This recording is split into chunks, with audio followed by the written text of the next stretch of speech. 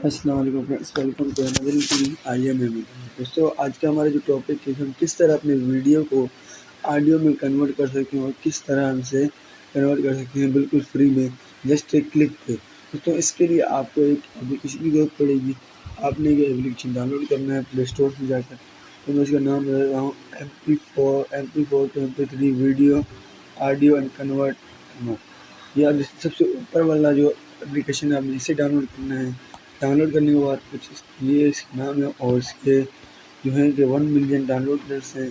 आपने इसे ओपन करना है। ओपन करने के बाद कुछ इस तरीके से इसका इंटरफेस इसे आप देख सकते हैं। और इसके बाद बेसिकली कट और convert video manager, audio contact, audio convert video to audio, sir इस पर क्लिक करना है। हमने वीडियो को ऑडियो में कन्वर्ट करना है। दोस्तों, हमने वीडियो को ऑडियो में क्लिक करना है। इसके बाद हमें बोलना है कोई फाइल सेलेक्ट करो।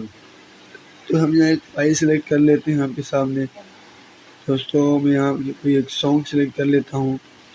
जैसे कि आपके सामने मैं एक सॉन्ग सेलेक्ट कर लेता हूँ, उसके बाद डन पे क्लिक करता हूँ। और डन पे क्लिक करने के बाद आप देख सकते हैं मुझसे पूछ रहा है MST फास्टर कंप्रेसर।